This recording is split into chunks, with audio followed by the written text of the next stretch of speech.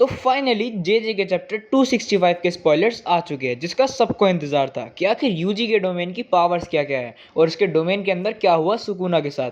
तो उसका जवाब जानने के लिए वीडियो में एंड तक बने रहना। बाकी शुरू करते हैं चैप्टर। तो चैप्टर का जो टाइटल है वो है दैट डे। तो चैप्टर वहीं से स्टार्ट होता है जहाँ पे लास्ट चैप्टर एंड हुआ था, यूजी के डोमेन के साथ। और ये चैप्टर स्टार्ट होता है जब यूजी और सुकुना ट्रेन स्टेशन में है और सुकुना ये समझ चुका है कि उसके आसपास क्या हो रहा है, कि ये एक रेयर फेनोमेना है जब यूजी किसी सॉर्सरर के साथ कनेक्ट करता है ड्यूरिंग अ बैटल। जिसके बाद सुकुना यूजी से पूछता है कि क्या ये तेरा डोमेन है, जिसका रिप्लाई यूजी कहता है कि चुप रहे और मुझे खुद नहीं पता कि ये है क्या, और कहता है कि मुझे तुझसे कुछ बात करनी थी, चल बात करते हैं। उसके बाद वो दोनों एक अंडरग्राउंड पैसेज से निकलते हैं और यूजी सुकुना को अपने बचपन की स्टोरी सुनाना चालू कर देता है। यूजी बोलता है कि मैं सेंडाई में पैदा हुआ, फिर मैं वहाँ शिफ्ट हो गया और फिर 7 या 8 साल बाद मैं फिर वहाँ चला गया।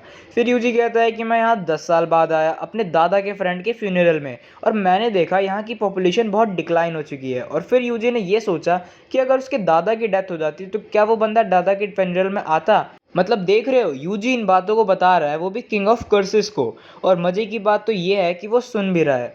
उसके बाद यूजी सुकुना को एक पार्क लेके जाता है और कहता है कि मैं यहाँ खेलता था बचपन में, और फिर एक बार मेरी टांग अटक गई थी झूले में, तो मुझे लगा कि मैं मर जाऊंगा, बट मैं बच गया। फिर यूजी कहता है कि एक बार मेरी स्लाइम सैंड में गिर गई थी, तो मैं स्लाइम को धोने की कोशिश करी, तो पानी के साथ स्लाइम भी चली गई।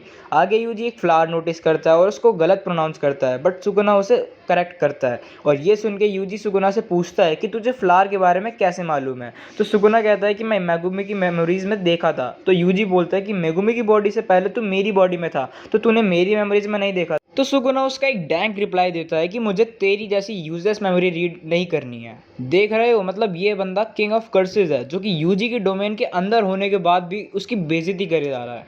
अब उसके बाद यूजी सुकुना को क्रॉफिश कैच करने के लिए ले जाता है और कहता है कि क्या ये स्ट्रॉन्गेस्ट सॉर्सरर एक क्रॉफिश पकड़ पाएगा। बट इवेंचुअली दोनों ही कैच कर लेते हैं फिश को। बट बाद में वो दोनों फिर इस बात पे बहस करने लगते हैं कि किसकी फिश बढ़िया है। जिसके बाद सुकुना कहता है कि तेरी फिश छोटी है, बट बाद में यूजी कहता है कि तेरी अमेरिकन क्रॉफिश है और मेरी जापानीज क्रॉफिश है, जो कि ज़्यादा रेयर है अमेरिकन से।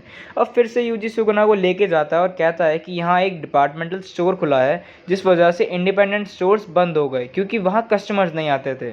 फिर यूजी सुकुना को एक फील्ड में लेके जाता है और सुकुना से कहता है कि तू जहाँ भी देखेगा तुझे ग्रीनरी ही ग्रीनरी दिखेगा। फिर वो सुकुना को बताता है कि मैं इन फील्ड्स में लोकस्ट को पकड़ता था, बट अब वो नहीं दिखते, शायद पेस्टिसाइड इवॉल्व ज़्यादा हो चुके हैं।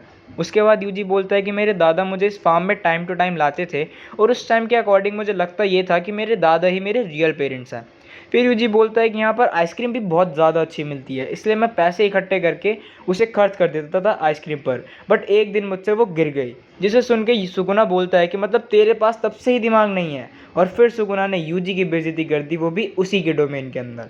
उसके बाद यूजी अब सुकुना को आर्चरी करने ले जाता है, जहाँ पर यूजी तो मिस कर देता है, बट सुकुना बिल्कुल करेक्ट निशाना लगाता है 10 पॉइंट्स के लिए। जिसके बाद सुकुना कहता है कि ऐसा इसलिए हुआ क्योंकि मैं तुझसे ज़्यादा एक्सपीरियंस हूँ। फिर यूजी कहता है कि हाँ क्यों नहीं, क्योंकि तू है ही हाया नहरा से, और उस टाइम पर आर्चरी बहुत ज़्यादा कॉमन थी।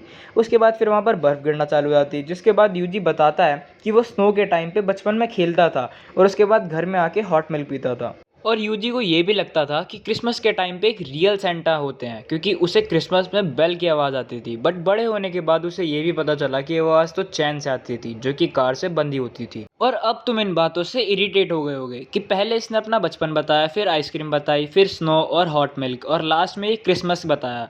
तो अब उसका हम करें क्या। और सेम यही सुकुना के साथ भी हो रहा है, वो भी इरिटेट हो चुका है और यूजी से कहता है कि तू कहना क्या चाहता है, सीधा पॉइंट पर आ। फिर यूजी कहता है कि ठीक है, और मुझे लगता है कि मैं जो तुझे दिखाना चाहता था वो दिखा चुका हूँ। और सुकुना फिर यूजी की बेइज्जती करते हुए बोलता है कि वो सब कुछ बेकार था, और अब बता तू बोलना क्या चाहता है। यूजी बोलता है कि पहले मुझे लगता था कि मेरी लाइफ का सिर्फ एक ही मीनिंग है कि मुझे जो रोल मिला है मैं उसे फुलफिल करूं, और अगर मैं ऐसा करते हुए करते मर भी जाऊं तो मेरी डेथ सही हुई, मतलब आई died in the right way. But अब मैं थोड़ा अलग फील करता हूँ। आगे यूजी कहता है कि तुम्हारा रोल कुछ भी हो सकता है, जैसे कुत्ते को वॉक कराना, तुम्हारा रोल हो सकता है, या फिर कुछ भी ना करना, बेड पर बैठना, खाना खाना और सो जाना भी रोल हो सकता है। फिर यूजी कहता है कि एक इंसान की छोटी से छोटी मेमोरी ही उसे शेप करती है। फिर यूजी बोलता है कि मुझे उससे मतलब नहीं है कि तुम कैसे मरो, मगर मुझे उससे दिक्कत है कि जो लोग एक्ट करते हैं कि वैल्यू एग्जिस्ट ही नहीं करती। जिसके बाद यूजी सुगुना को बोलता है कि आई डोंट लाइक यू, और ह्यूमंस कोई टूल नहीं है और हमारे रूल्स पहले से डिटरमाइंड नहीं होते। आगे यूजी बोलता है कि शायद मैं यहाँ गलत हो सकता हूँ, मगर मैं हमेशा से चाहता था कि मैं तुझे ये समझाऊँ कि सभी लोगों की वैल्यू होती है, चाहे हमें पता हो या ना हो। और फाइनली इन सारी बातों को सुनकर सुगुना बोलता है कि मुझे कोई फ़र्क नहीं पड़ता।